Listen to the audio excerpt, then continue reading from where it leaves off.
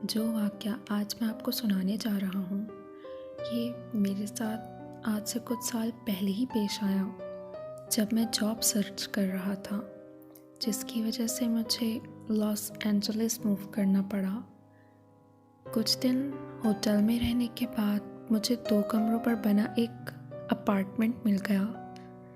वो इतना एक्सपेंसिव नहीं था जिस तरह से मैं एक्सपेक्ट कर रहा था, लेकिन ये उस जगह से काफ़ी दूर था जहाँ मैं जॉब करता था। अपार्टमेंट पे रहने के एक दिन बाद ही एक अननोन नंबर से मुझे कॉल आना शुरू हो गई। कॉल करने वाला मुझसे हमेशा किसी काइली नाम की लड़की के बारे में ही पूछता था और मैं उससे यही कहता था कि ये काइली का नंबर नहीं है। फिर दूसरी तरफ से खामोशी रहती और वो अचानक ही कॉल बंद कर देता बिना ही कुछ कहे।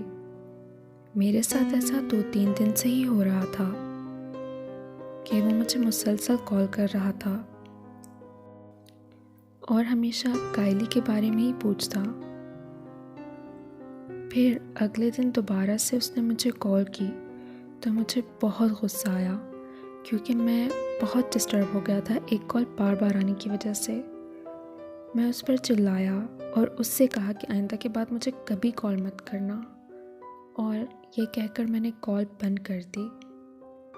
अजीब बात यह है कि उसकी कॉल हमेशा उसी वक्त आती थी जब मैं घर पर होता था।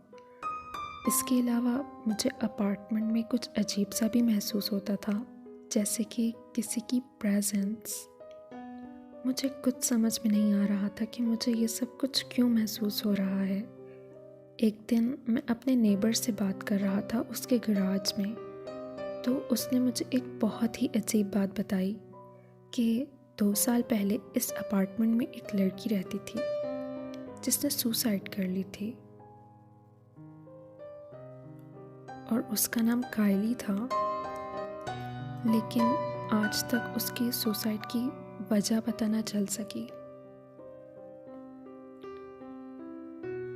मैं उस वक्त बहुत शदीद डर चुका था, और काइली का नाम सुनते ही मुझे उस कॉलर की याद आई जो मुझसे काइली के बारे में ही पूछता।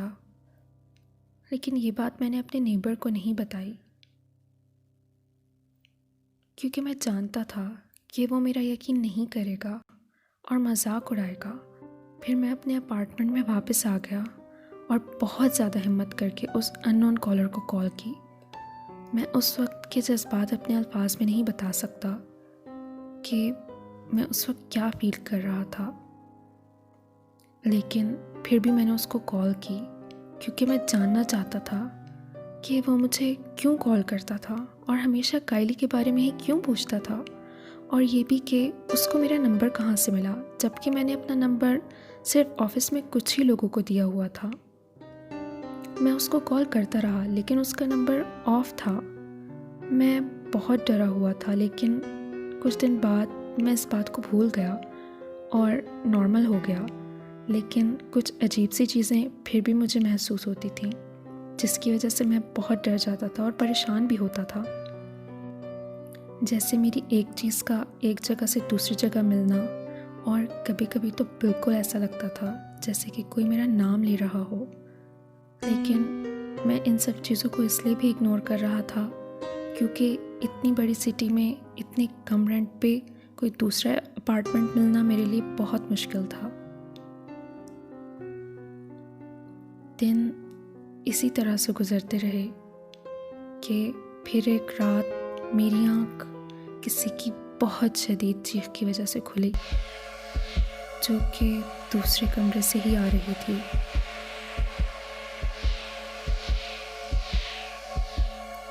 मैं बहुत डर गया और मेरा दिल बहुत ज़ोर से धड़कने लगा। मुझे उस वक्त कुछ भी समझ में नहीं आया। मैंने बस अपनी कार की कीज़ ली और उधर से भाग आया। जब मैं बहुत दूर पहुंच गया तो मैंने कॉप्स को कॉल की। जब वो वहां पहुंचे तो उस अपार्टमेंट में कोई भी मौजूद नहीं था।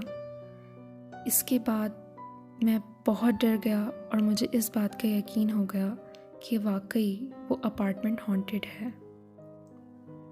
मैंने बहुत जल्दी वो अपार्टमेंट खाली कर दिया।